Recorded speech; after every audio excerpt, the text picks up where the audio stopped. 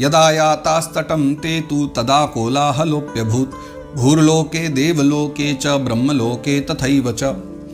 तो यदा यातास्तटं ते तु, अब जैसे ही नारद बाबा का और सनकादिक मुनियों का आगमन हुआ तो सारे समाज को पता चल गया कि भैया गंगा तट पर तो कथा होने वाली है।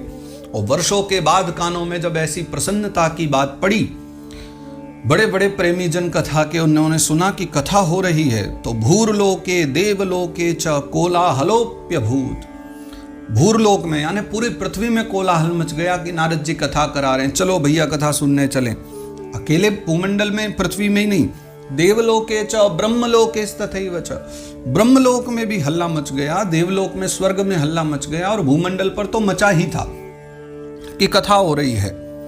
तो हल्ला मचने के बाद क्या हुआ कि श्री भागवत पीयूष पानाय रसलंपटा धावन्तोऽप्याययुः सर्वे प्रथमं ये च वैष्णवा। श्री भागवत पीयूष, पीयूष माने अमृत, तो भागवत रूपी अमृत का पान करने के लिए जो रसलंपट हैं, रसलंपट अर्थात जो भागवत कथा के बहुत ही प्रेमी हैं, भगवत कथा का नाम सुनते ही जो प्रसन्न होकर दौड़ पड़ते हैं कि चलो कथा सुनी जाए, उनके कानों में जब बात पड़ी कि भैया कथा हो रही है तो धावन्तोऽप्याययुः सर्वे प्रथमम ये च वैष्णवाः, तो जितने भी वो कथा के लंपट, कथा के प्रेमी वैष्णव थे, वो तो उसी समय दौड़ लगाना शुरू कर दिए। सब भागे भागे जा रहे हैं कि कहीं हमसे कथा छूट न जाए, कहीं शुभारंभ न हो जाए कथा का, उससे पहले हम पहुंच जाएं पंडाल तक। तो सब गंगा के तट की ओर भाग रहे हैं। और देखिए कौन कौन पधारे हैं। भृगुर्वसिष्ठश्च वनश्च गौतमो मेधातिथिर्देवल देवरातौ रामस्तथा गाधिसुतश्च साकलौ मृकण्डुपुत्रात्र च पिप्पलादाः। भृगु, वशिष्ठ मुनि, च्यवन मुनि, गौतम ऋषि, मेधातिथि, देवल ऋषि और देवरात ऋषि, राम अर्थात परशुराम भगवान, गाधिसुत अर्थात महामुनि विश्वामित्र तथा शाकल मुनि और मृकंडुपुत्रा, मृकंडु जी के पुत्र कौन है? मार्कंडेय जी। पिप्पलाद, अत्रि मुनि पधारे हैं। पिप्पलाद मुनि का आगमन हुआ। योगेश्वरो व्यास पराशरौ च, देखो दो योगेश्वर भी पधारे हैं जिन्हें योगेश्वर कहा जाता है। एक तो भगवान वेद व्यास जिन्होंने भागवत की रचना करी, वो स्वयं भी आए हैं। पराशरौ च, वेद व्यास जी के जो पिताजी हैं पराशर मुनि, वो भी आए। और इनके पराशर जी के जो पौत्र हैं, पोते, और व्यास जी के जो पुत्र हैं छायाशुक भी पधारे हैं। ये मूल जो शुकदेव भगवान हैं जिन्होंने परीक्षित को कथा सुनाई, ये वो नहीं है, ये उनकी छाया है, छाया रूप। जैसे माता सीता की छाया थी, जैसे श्री राधा रानी की छाया थी, वैसे ही सुखदेव भगवान ने भी जाते जाते वन को अपनी एक छाया छोड़ दी थी। जो हमने पहले ही दिन चर्चा भी करी थी ना इस बारे में कि लोग शंका करते हैं क्या सुखदेव जी का भी विवाह हुआ है। हाँ, वो यही छायाशुक हैं। जब पिता बार बार प्रार्थना कर रहे थे कि बेटा रुक जाओ, तो जाते हुए सुखदेव बाबा तो रुके नहीं, जाते जाते अपने शरीर से एक छाया छोड़ गए। उसी छायाशुक ने विवाह भी किए, उनके पुत्र भी हुए और वेद व्यास जी का वंश भी छायाशुक के द्वारा बढ़ा। तो यहाँ कथा सुनने के लिए वो छायाशुक भी पधारे हैं। जाजली मुनि भी आए हैं, जन्नू ऋषि भी आए हैं। ये जन्नू ऋषि वही हैं जिन्होंने गंगा जी का पान कर लिया था और बाद में पुनः अपने शरीर से गंगा जी को प्रकट किया, तो वो जाह्नवी कहलाई थी। सर्वेप्यमी मुनिगणा सह पुत्र शिष्या स्वस्त्रीभिराय युरति प्रणयेन युक्ताः।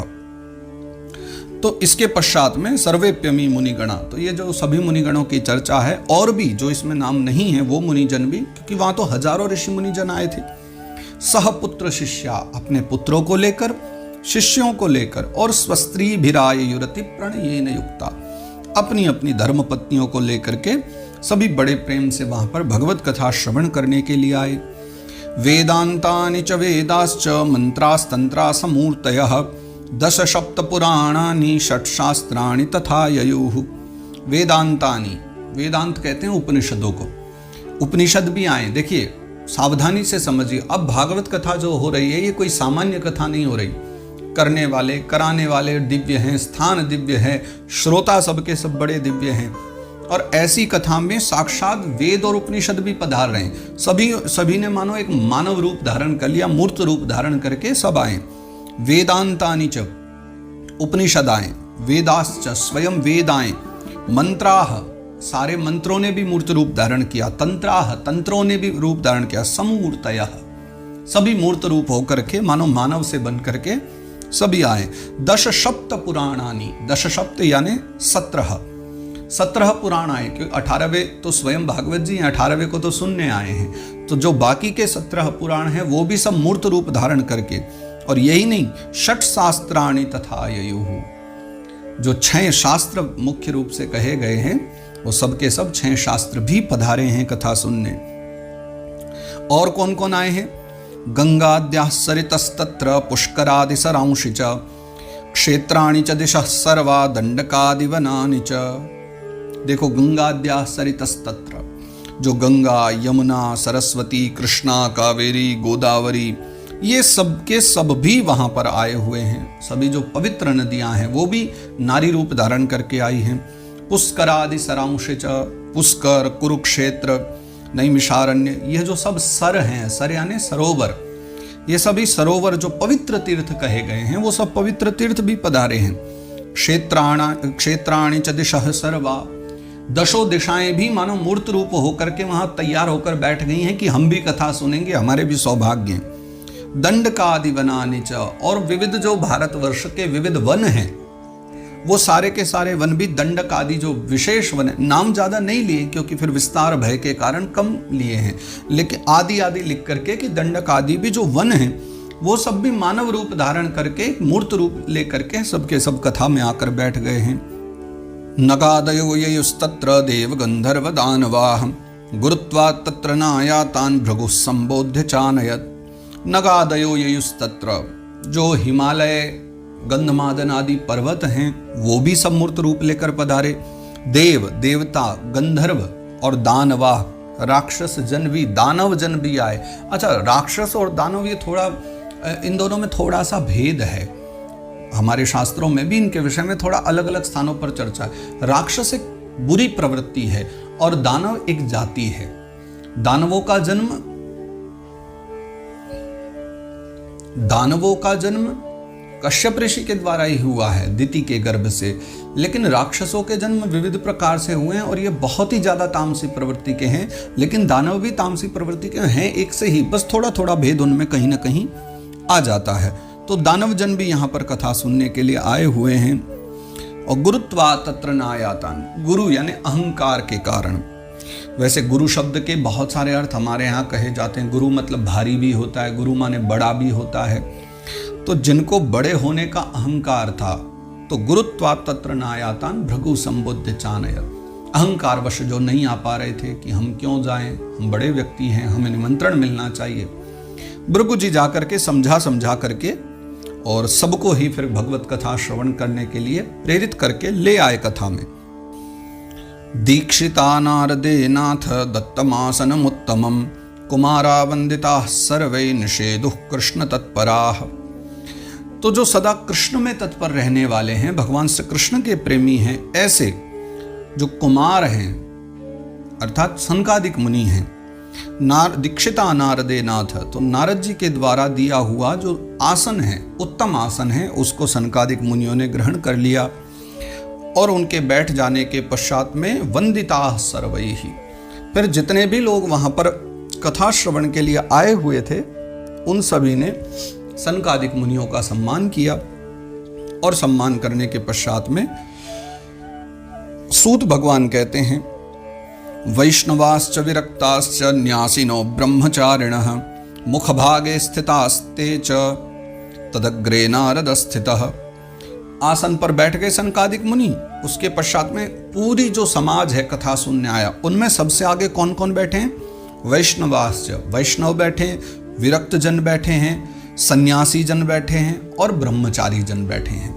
4 के विषय में चर्चा करी कि समाज ने इनको सम्मान देते हुए, क्योंकि ये भगवान के ज्यादा निकट हैं, तो वैष्णव जन, विरक्त जन, न्यासी यानी सन्यासी और ब्रह्मचारी, ये सभी सबसे आगे बैठे हैं। मुख भागे स्थिता ते च तदग्रे नारद स्थिता, और इन चारों के भी आगे, सबसे आगे मुख भाग में स्वयं नारद जी स्थित हो गए। नारद जी बैठे और सम्मुख सनकादिक मुनि बैठे और इनके पीछे बाकी समाज बैठा हुआ है। एक भागे ऋषिगणास्तदन्यत्र दिवौकश वेदोपनिषदोन्यत्र तीर्थान्यत्र स्त्रियोन्यतः। एक भाग में ऋषिगण बैठ गए सभी कथा सुनने के लिए, तदन्यत्र दिवौकश, दूसरी ओर एक स्थान पर सारे देवता बैठ गए हैं। वेदोपनिषदोन्यत्र, फिर एक ओर में सब वेद और उपनिषद उनको स्थान दिया गया।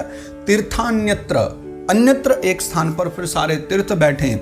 और स्त्रियों अन्यतः, जो माताएं हैं, महिलाएं हैं, स्त्रियां हैं, उनको एक और स्थान दे दिया गया है कि वो बड़े प्रेम से एक और सब बैठ सकती हैं।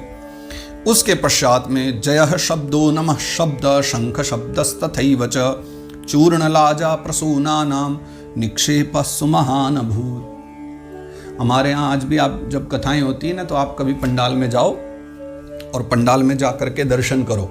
जहाँ कथा होती है ना, तो वहाँ क्या होता है कि जहाँ व्यास जी बैठते हैं मंच पर, उनके आगे एक स्थान बनाया जाता है जिसमें मुख्य यजमान सारे बैठते हैं। वहीं पास में एक स्थान दिए जाते हैं जहाँ आए हुए आगंतुक संत महात्मा जन हैं, उनको भी स्थान दिया जाता है, वो बैठ जाते हैं। पीछे फिर जितने भी श्रोता आते हैं ना, तो एक और पुरुष बैठते हैं, एक और माताएं बैठती हैं। कितनी गजब की परंपरा है ना, कितनी अद्भुत मर्यादा है। और ये आज से नहीं है, ये वर्षों पूर्व की मर्यादा परंपरा है। नारद बाबा जब कथा करा रहे हैं तब से ये परंपरा चली आ रही कि जो जैसे महात्मा जन हैं उनको आगे बिठाकर सम्मान दिया। कथा जो कराने वाले हैं, मुख्य यजमान हैं, वो सबसे आगे बैठे हुए हैं। पीछे जितने भी श्रोता समाज आ रहे हैं, उनमें भी माताओं को एक स्थान पर, पुरुषों को एक स्थान पर, संतों को एक स्थान पर, सबको स्थान दिया गया है। और इतना होने के बाद फिर चारों ओर शब्द ध्वनि गुंजायमान होने लगी। क्या शब्द ध्वनि है वो बता रहे हैं सूत भगवान। जय शब्दो नमः शब्द शंख शब्दस्तथैव च चूर्णलाजा प्रसूनानाम निक्षेप सुमहान भूत। तो जय शब्दो, वहाँ चारों ओर जो है जय जयकार होने लगी, भगवान नाम की जय जयकार होने लगी। कहीं कृष्ण कन्हैया लाल की जय बोली जा रही है, श्रीमन नारायण भगवान की जय हो रही है, संत समाज की जय बोली जा रही। तो जय शब्दो, जयकार शब्द, नमः शब्द, नमस्कार की जो नमो नमः शब्द की ध्वनि सुनाई पड़ रही है। शंख शब्दस्तथैव च, कहीं और शंख बज रहे हैं। तो ऐसा प्रतीत होता है जैसे मंदिर में आरती होती है तब शंख बजते हैं ना, तो शंख बजने का तात्पर्य है कि भैया कथा शुभारंभ होने जा रही है, तो जो रह गए हों जल्दी से जल्दी सब आ जाओ। शंख शब्द हो रहे हैं। चूर्ण लाजा प्रसूनानाम निक्षेप सुमहान भूत। चूर्ण कहते हैं चूरन को। चूरन कौन सा? बोले अबीर गुलाल रूपी जो चूर्ण है वो चारों ओर से उड़े ला जा रहे। आप एक बार को आंख बंद करके बस इस कथा को सुनते हुए ना अनुभव कीजिए, वो कितना दिव्य रहा होगा महोत्सव। हम लोग भी कभी कभी जब कथा विश्राम करते हैं ना, तो कहते हैं जजमानों से चलो आज फूलों की होली मनाएंगे। उत्सव के साथ कभी कभी कुछ लोग थोड़ा सा उसमें आक्षेप भी करते हैं, कुछ विरोध भी करते हैं, कहते हैं अरे भागवत कथा पूरी तरह मर्यादित ही रखो ना, इसमें नई नई चीज़ें क्यों जोड़नी।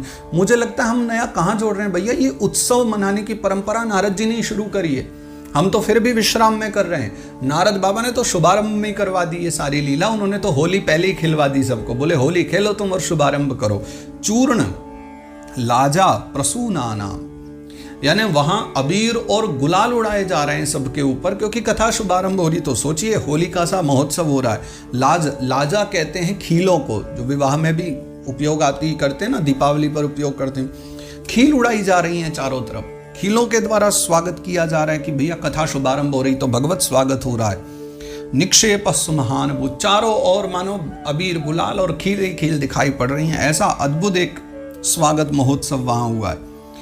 विमानानि समारुह्य कीयन्तो देवनायका कल्प वृक्ष प्रसूनैस्तान् सर्वांस्तत्र समाकिरन्। इतना ही नहीं, और एक अद्भुत बात रही।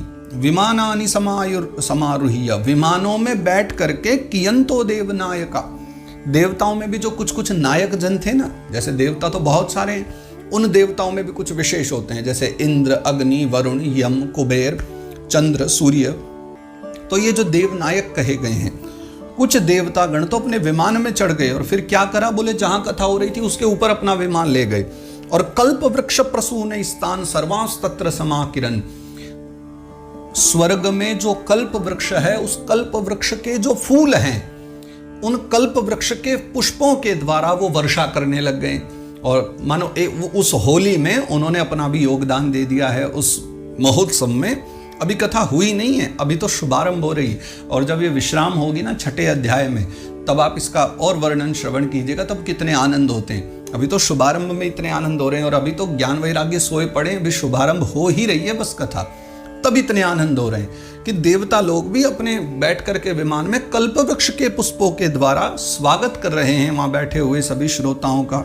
सूत उवाच, तब सूत बाबा कहते हैं, एवं तेष्वेक चित्तेषु श्रीमद्भागवतस्य च माहात्म्यमुचिरे स्पष्टम नारदाय महात्मने। तो एवं तेष्वेक चित्तेषु, तो इस प्रकार से जो पूरा उत्साह के साथ में जब ज्ञान यज्ञ का शुभारंभ हुआ तो संसार के भौतिकवाद को सब भूल गए, घर परिवार को संसार को सब भूल गए, और सबका मन एकाग्र हो गया, चित्त एक स्थान पर भागवत जी में लग गया।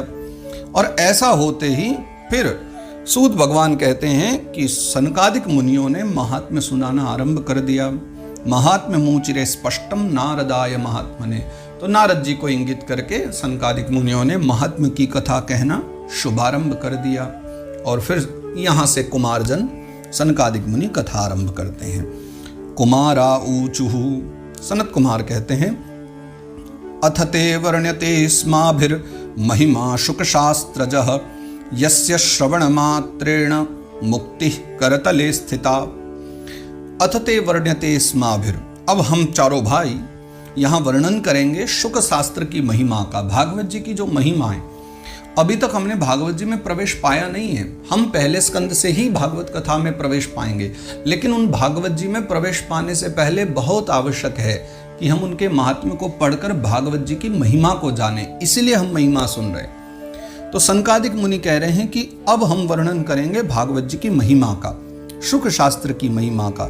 यस्य श्रवण मात्रेण मुक्ति करतले स्थिता, जिसके श्रवण मात्र से मुक्ति तो हमारे हाथ में स्थित हो जाती है। यानी जैसे यूं कहा करते हैं कि तो हमारे हाथों का मैल है, बस कुछ मुक्ति ऐसी ही हो जाती है कि मुक्ति आती है, लेकिन भगवत कथा के प्रेमी मुक्ति को स्वीकार नहीं करते। भगवान की ऐसी कृपा रहती है कि उन्हें, भगवान के भक्तों को मुक्ति कभी प्रिय होती नहीं, वो तो हाथ में बैठी रहती कि जब चाहें तब पा सकें, अगर कोई दृढ़ता से प्रेम पूर्वक एकाग्र चित्त होकर भगवत कथा का श्रवण करे। सदा सेव्या श्रीमद् भागवती कथा यस्या श्रवण मात्रेण हरिश्चित्तम क्षमाश्रयेत्।